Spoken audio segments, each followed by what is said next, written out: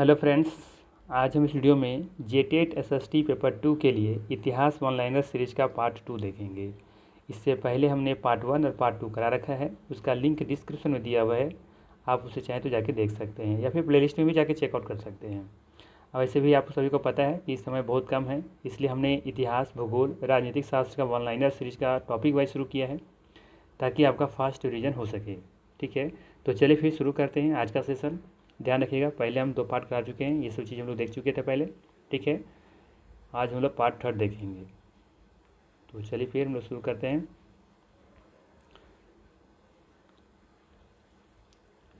ये सभी हमने पार्ट 1 और पार्ट 2 में करा रखा है। ठीक है, चलिए यहाँ शुरू करते हैं मौर्य साम्राज्य से। ध्यान रखिएगा कि यहाँ पे बहुत सारे सवाल बनाए जा सकते हैं, लेकिन हमने कोशिश किया है कि जो सबसे ज़्यादा इंपॉर्टेंट हो एग्जाम की दृष्टि से, जो लगभग चांसेस है कि यहाँ से पूछा जा सकता है, बस हमने वैसे ही प्रश्नों को उठाया है। ठीक है, चलिए शुरू करते हैं। पहला पॉइंट है आज का, प्रथम भारतीय साम्राज्य स्थापित किसके द्वारा किया गया था? प्रथम भारतीय साम्राज्य स्थापित किसके द्वारा किया गया था? सही आंसर हो जाएगा यहाँ पे चंद्रगुप्त मौर्य। अगला सवाल है, किस ग्रंथ में चंद्रगुप्त मौर्य का विशिष्ट रूप से वर्णन हुआ है? सही आंसर हो जाएगा विशाखदत्त। अगला सवाल है, कौटिल्य किसके यहाँ प्रधानमंत्री थे? आसान सा सवाल, चंद्रगुप्त मौर्य के। कौटिल्य किसके यहाँ प्रधानमंत्री थे? तो चंद्रगुप्त मौर्य के यहाँ। अगला सवाल है, चाणक्य के बचपन का नाम क्या था? सही आंसर हो जाएगा यहाँ पे विष्णुगुप्त। विष्णुगुप्त का बचपन का नाम क्या था? चाणक्य। अगला है, कौटिल्य का अर्थशास्त्र क्या है? कौटिल्य का जो अर्थशास्त्र है, जो उन्होंने अर्थशास्त्र को लिखा था, इकोनॉमिक्स को लिखा था, ये क्या था? ये था शासन के सिद्धांतों की पुस्तक। ठीक है, इसमें शासन के सिद्धांत लिखे गए थे। अगला सवाल है, किस मौर्य राजा ने दक्कन की विजय प्राप्त की थी? सही आंसर है चंद्रगुप्त मौर्य। अगला पॉइंट, सांची का स्तूप किस शासक ने बनवाया था? सही आंसर हो जाएगा यहाँ पे अशोक। ठीक है, सांची का स्तूप किस शासक ने बनवाया था? सही आंसर है अशोक। अगला है, कौन सा अशोक कालीन अभिलेख खरोष्टी लिपि में है? कौन सा अशोक कालीन अभिलेख खरोष्टी लिपि में है? सही आंसर इसका सहबाजगढ़ी।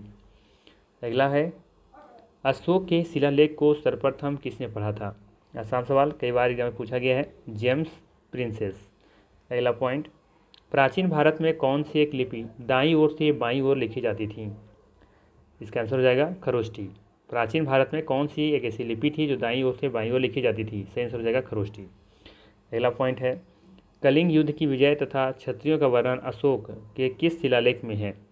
ये हो जाएगा इसका आंसर शिलालेख 13वां। ठीक है, शिलालेख 13 में है। अगला पॉइंट है, अशोक का समकालीन तुर्मय कहाँ का राजा था? अशोक का समकालीन जो तुर्मय था वो कहाँ का राजा था? तो ये था मिस्र का राजा।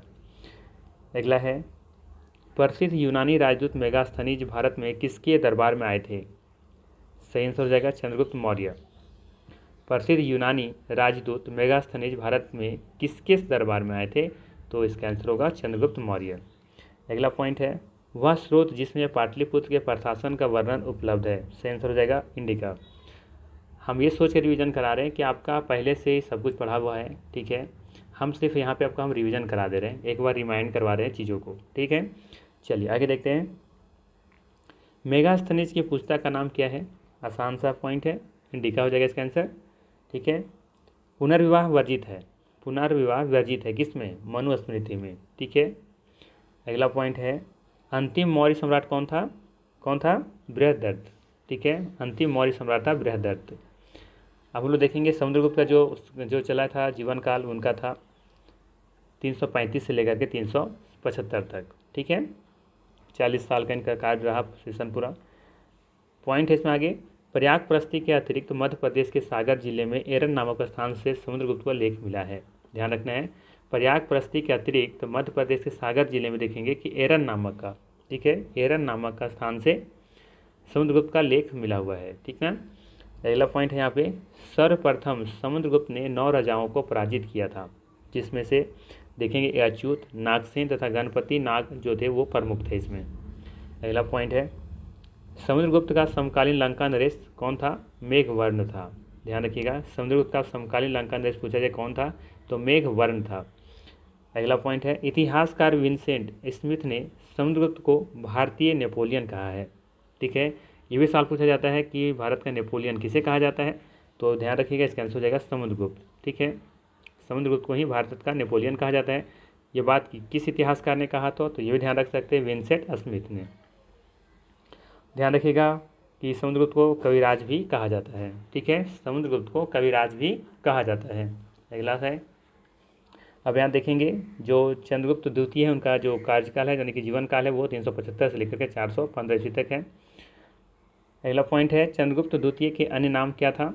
जिनका अन्य नाम था, एक था देवगुप्त, देवराज और देवश्री। याद रखिएगा, चंद्रगुप्त द्वितीय का अन्य नाम जो था उसमें से एक देवगुप्त था, देवराज भी था और देवश्री। अगला है, चंद्रगुप्त द्वितीय ने नाग राजकुमारी कुबेर नागा से विवाह किया। चंद्रगुप्त द्वितीय जो थे वो राजकुमारी नाग राजकुमारी जो कुबेर नागा थे उनसे विवाह किया था इन्होंने। अगला पॉइंट है, चंद्रगुप्त द्वितीय ने अपनी पुत्री प्रभावती गुप्ता का विवाह वकाटक नरेश रुद्रसेन द्वितीय, ध्यान रखिएगा, रुद्रसेन द्वितीय से किया था। कौन? चंद्रगुप्त द्वितीय ने अपनी जो पुत्री प्रभावती जो थी उनका विवाह किससे होता है? वकाटक नरेश के रुद्रसेन द्वितीय से। अगला पॉइंट, उदयगिरी गुहा लेख के शब्दों में चंद्रगुप्त द्वितीय का उद्देश्य संपूर्ण पृथ्वी को जीतना था। उदयगिरी गुहा लेख के शब्दों में देखा जाए तो चंद्रगुप्त द्वितीय का जो उद्देश्य था वो था संपूर्ण पृथ्वी को जीतना। अगला पॉइंट, चंद्रगुप्त ने शकों को हराने के उपलक्ष्य में संघ राजाओं में चांदी के सिक्के प्रचलित करवाए। याद रखना आपको, चंद्रगुप्त ने शकों को हराने के उपलक्ष्य में संघ राजाओं में चांदी के सिक्के प्रचलित करवाए थे। अगला पॉइंट है, चंद्र नामक राजा की पहचान चंद्रगुप्त द्वितीय के साथ की गई। चंद्र नामक राजा की जो पहचान है वो चंद्रगुप्त द्वितीय के साथ की गई थी। ठीक है, अगला पॉइंट है, चंद्रगुप्त एक धर्मनिष्ठ वैष्णव था जिसने परम भागवत तथा विक्रमादित्य की उपाधि धारण की। चंद्रगुप्त एक धर्मनिष्ठ वैष्णव था जिसने परम भागवत तथा विक्रमादित्य की उपाधि धारण की थी। अगला पॉइंट है, चंद्रगुप्त का संधि विग्रहिक सचिव वीरसेन शैव था। अगला पॉइंट, चंद्रगुप्त का सेनापति आनकाइव बौद्ध था। अगला पॉइंट है, चंद्रगुप्त द्वितीय के समय में चीनी यात्री फायान भारत आया जिसने मध्य प्रदेश के ब्राह्मणों को देश कहा। ध्यान रखिएगा, चंद्रगुप्त द्वितीय के समय में चीनी यात्री फायान भारत आया था जिन्होंने क्या कहा था? ब्राह्मणों का देश कहा था। किसको? मध्य प्रदेश को। अगला पॉइंट है, कुमारगुप्त प्रथम लगभग 415 से लेकर 455 ईस्वी था इनका। आगे पॉइंट है, चंद्रगुप्त द्वितीय के बाद कुमारगुप्त प्रथम गुप्त साम्राज्य की गई। ये पॉइंट यहाँ से पूरा गलत लिखा हुआ है। ठीक है, ध्यान दीजिएगा, चंद्रगुप्त द्वितीय के बाद कुमारगुप्त प्रथम, ठीक है, गुप्त साम्राज्य है ना, गुप्त साम्राज्य की गद्दी पर बैठा था। ठीक है, गुप्त साम्राज्य, यहाँ पे साम्राज्य लिख दीजिएगा, यहाँ पे कुमारगुप्त प्रथम गुप्त साम्राज्य क्या हो जाएगा? यहाँ पे गुप्त साम्राज्य, साम्राज्य की गद्दी पर बैठा। ये पॉइंट होना चाहिए यहाँ पे, ध्यान रखिएगा। चंद्रगुप्त द्वितीय के बाद कुमारगुप्त प्रथम गुप्त साम्राज्य की गद्दी पर बैठा। ठीक है, चलिए अब आगे देखते हैं अगला पॉइंट क्या है। कुमारगुप्त चंद्रगुप्त द्वितीय का सबसे बड़ा पुत्र था। कुमारगुप्त जो है ना वो चंद्रगुप्त द्वितीय का सबसे बड़ा बेटा था। अगला पॉइंट है, कुमारगुप्त का छोटा भाई गोविंद गुप्त बसाड़ जो कि वैशाली का राज्यपाल था। ठीक है, राज्यपाल होगा यहाँ पे। अगला पॉइंट है, गुप्त शासकों में सर्वाधिक अभिलेख कुमारगुप्त के मिलते हैं। गुप्त शासकों में सर्वाधिक जो अभिलेख मिलते हैं किनका मिलता है? कुमारगुप्त का मिलता है, ये ध्यान रखिएगा। कुमारगुप्त के ही शासनकाल में देखेंगे कि नालंदा विश्वविद्यालय की स्थापना हुई थी। ठीक है, यहाँ भी गलत लिखा हुआ, थोड़ा सा ध्यान दीजिएगा। कुमारगुप्त के ही शासनकाल में नालंदा विश्वविद्यालय की स्थापना हुई थी। अगर किन्हीं को PDF चाहिए तो कमेंट कीजिएगा, आपको हम PDF प्रोवाइड करवा देंगे। ठीक है, और इस सब जो भी गलतियाँ हैं उसको हम एडिट करवा देंगे, ध्यान रखिएगा। चलिए आगे देखते हैं। कुमारगुप्त के सिक्कों से पता चलता है कि उसने अश्वमेध यज्ञ किया था। यहाँ पर यह नहीं होगा, यज्ञ होगा यहाँ पे। ठीक है, तो कुमारगुप्त के सिक्कों से पता चलता है कि उसने अश्वमेध यज्ञ किया था। ठीक है, इस बार नंबर आता है स्कंदगुप्त का जो कि 455 से 467 निकाल आता है कार्यकाल। अगला पॉइंट है यहाँ पे, कुमारगुप्त की मृत्यु के बाद स्कंदगुप्त शासक बना। ठीक है, कुमारगुप्त की मृत्यु के बाद स्कंदगुप्त शासक बना था। अगला पॉइंट है, स्कंदगुप्त ने प्रशासनिक सुविधा के लिए अपनी राजधानी में अयोध्या हस्तांतरित की थी। ध्यान रखिएगा, स्कंदगुप्त ने प्रशासनिक सुविधा के लिए अपनी राजधानी में अयोध्या हस्तांतरित की थी। अगला पॉइंट है भारत का नेपोलियन कहा जाता है किसे? समुद्रगुप्त को कहा जाता है। प्रथम गुप्त शासक जिसने परम भागवत की उपाधि धारण की थी वो कौन था? उसका नाम था चंद्रगुप्त द्वितीय। अगला पॉइंट है हुनों ने भारत पर आक्रमण किया था। हुनों ने भारत पर आक्रमण कब किया था? स्कंदगुप्त के शासनकाल में। ध्यान रखिएगा, इंपॉर्टेंट सवाल है कि हुनों ने भारत पर आक्रमण कब किया था? तो स्कंदगुप्त के शासनकाल में। अगला पॉइंट है शक विजेता किसे जाना जाता है? तो चंद्रगुप्त द्वितीय को जाना जाता है। अगला है कि गुप्त काल में गुजरात, बंगाल, दक्कन एवं तमिल राष्ट्र में स्थित केंद्र किससे संबंधित थे? तो ये वस्त्र उत्पादन से संबंधित थे। ध्यान रखिएगा, गुप्त काल में गुजरात, बंगाल, दक्कन एवं तमिल जो राष्ट्र में देखेंगे कि स्थित केंद्र किससे संबंधित थे? तो वस्त्र उत्पादन से संबंधित थे। अगला पॉइंट है कौन गुप्त काल में अपनी आयुर्विज्ञान विषयक रचना के लिए जाना जाता है? तो सुश्रुत। ध्यान रखिएगा, गुप्त काल में अपनी आयुर्विज्ञान विषयक रचना के लिए सुश्रुत जाना जाता है। अगला है चंद्रगुप्त के 9 रत्नों में से कौन फलित ज्योतिष से संबंधित है? सही आंसर हो जाएगा इसका छपनक। ठीक है, चंद्रगुप्त के 9 रत्नों में से कौन फलित ज्योतिष से संबंधित है? तो छपनक। ठीक है, छपनक हो जाएगा। अगला पॉइंट है कालिदास किसके शासनकाल में थे? तो चंद्रगुप्त द्वितीय। ध्यान रखिएगा, कालिदास किसके शासनकाल में थे? तो ये चंद्रगुप्त द्वितीय। अगला हो जाएगा कौन गुप्तकालीन स्वर्ण मुद्रा है? तो दिनार इसका सही आंसर हो जाएगा। अगला पॉइंट है गुप्तकालीन रजत मुद्राओं का नाम दिया गया था। क्या नाम दिया गया था? रूपक, है ना, रूपा। ठीक है, देखेंगे कि खोटा में हम लोग पढ़ते हैं ना, तो वहाँ भी देखते होंगे खोटा की कहानी था जहाँ पे वो बंदर वाली जो कहानी था जो लेकर के आता है एक टका रूपक जो देता है उसको। ठीक है, तो रूपक मतलब क्या होता है? अच्छा माफ़ कीजिएगा, वहाँ पे रूपक का वो मतलब खटिया बना के देता है ना बंदर को सोने के लिए। ठीक है, तो चांदी का रहता है। चलिए आगे देखते हैं किस गुप्त शासक ने सर्वप्रथम सिक्के जारी किए? तो चंद्रगुप्त प्रथम। ठीक है, चंद्रगुप्त प्रथम। किस गुप्त शासक ने सर्वप्रथम सिक्के जारी किए? तो चंद्रगुप्त प्रथम। अगला है बाल विवाह की प्रथा आरंभ हुई किस काल में हुई? तो ये कुषाण काल में। ध्यान रखिएगा, बाल विवाह की जो प्रथा आरंभ हुई थी वो कुषाण काल में शुरू हुई थी। ठीक है, याद हुआ, बाल विवाह की प्रथा प्रारंभ हुई थी कब हुई थी? कुषाण काल में। अगला पॉइंट है सती प्रथा। सती प्रथा का प्रथम अभिलेखित साक्ष्य प्राप्त हुआ है कहाँ से? एरन से। ध्यान रखिएगा, सती प्रथा का प्रथम लेखित जो साक्ष्य प्राप्त हुआ है वो एरन से प्राप्त हुआ है। अगला पॉइंट है गुप्त संवत की स्थापना किसने की थी?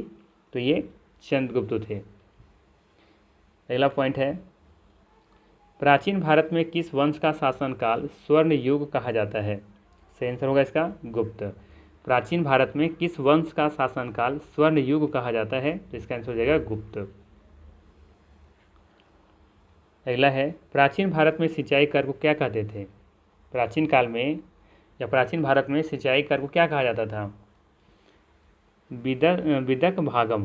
क्या कहा जाता था? विदक भागम। अगला है प्राचीन सांख्य दर्शन में किसका महत्वपूर्ण योगदान है? तो इसका योगदान है कपिल का। प्राचीन सांख्य दर्शन में किसका महत्वपूर्ण योगदान है? तो आपको बताना है कपिल। ठीक है, अगला पॉइंट है सांख्य दर्शन का प्रतिपादन किसने की? इसका आंसर हो जाएगा कपिल। अगला है योग दर्शन। योग दर्शन के प्रतिपादक कौन है? तो इसका आंसर हो जाएगा पतंजलि। ठीक है, योग दर्शन के प्रतिपादक कौन है? पतंजलि। बात करें योग के आविष्कारक कौन थे? तो इसका आंसर हो जाएगा पतंजलि। ठीक है, योग दर्शन के प्रतिपादक भी पतंजलि और योग के आविष्कारक बात करें तो पतंजलि ही होगा। न्याय दर्शन को प्रचारित किसने किया था? याद रखना आपको, गौतम ने। अगला पॉइंट है कर्म का सिद्धांत संबंधित है किससे संबंधित है? तो इसका आंसर हो जाएगा मीमांसा से। कर्म का सिद्धांत संबंधित है मीमांसा से। अगला पॉइंट गुर्जर प्रतिहार वंश की स्थापना किसने की थी? तो याद रखना है आपको, नागभट्ट प्रथम द्वारा। अगला पॉइंट किसने राष्ट्रकूट साम्राज्य की नींव रखी? सवाल आ सकता है कि किसने राष्ट्रकूट साम्राज्य की नींव रखी थी? तो आंसर हो जाएगा दंती दुर्ग। ठीक है, ध्यान रखिएगा। अगला पॉइंट है यहाँ पे हर्ष के समय की सूचनाएं किसकी पुस्तकों में निहित है? तो ये कलहन। ध्यान रखिएगा, हर्ष के समय की सूचनाएं यदि आपको प्राप्त करना है तो किस पुस्तक में देखने को मिलेगा? तो कलहन की पुस्तकों में। अगला है पांचरित नामक पुस्तक किसने लिखी? तो इसका आंसर हो जाएगा बाणभट्ट। अगला पॉइंट है, हर्ष के साम्राज्य की राजधानी कहाँ थी? हर्ष साम्राज्य की राजधानी थी कहाँ थी? ये कन्नौज थी। अगला पॉइंट है, नर्मदा नदी पर हर्ष के दक्षिणावर्ती आक्रमण को रोका, किसने रोका था? तो पुलकेशिन द्वितीय ने। ध्यान रखिएगा, नर्मदा नदी पर हर्ष के दक्षिणावर्ती आक्रमण को किसने रोका था? तो पुलकेशिन द्वितीय ने रोका था। अगला पॉइंट है, हेनसांग किसके शासनकाल में भारत आया था? तो सही आंसर हो जाएगा सम्राट हर्षवर्धन। हेनसांग किसके शासनकाल में भारत आया था? तो सम्राट हर्षवर्धन। अगला है, चीनी यात्री हेनसांग ने किस विश्वविद्यालय में अध्ययन किया था? चीनी यात्री हेनसांग ने किस विश्वविद्यालय में अध्ययन किया था? तो नालंदा। ठीक है, और किसके कार्यकाल में आया था? तो हर्षवर्धन। ठीक है, ध्यान रखिएगा। अगला पॉइंट है, हेनसांग की भारत में यात्रा के समय सूती कपड़ों के उत्पादन के लिए सबसे प्रसिद्ध नगर कौन सा था? तो ध्यान रखिएगा, मथुरा। ठीक है, हेनसांग की भारत जब यात्रा किए थे उस समय सूती कपड़ों के उत्पादन के लिए सबसे प्रसिद्ध नगर कौन सा था? तो मथुरा था। अगला पॉइंट है, नालंदा विश्वविद्यालय के विनाश का कारण क्या था? ये थे मुसलमान। अगला पॉइंट है, विक्रमशिला नामक प्राचीन विश्वविद्यालय की स्थापना बंगाल का किस शासक ने की?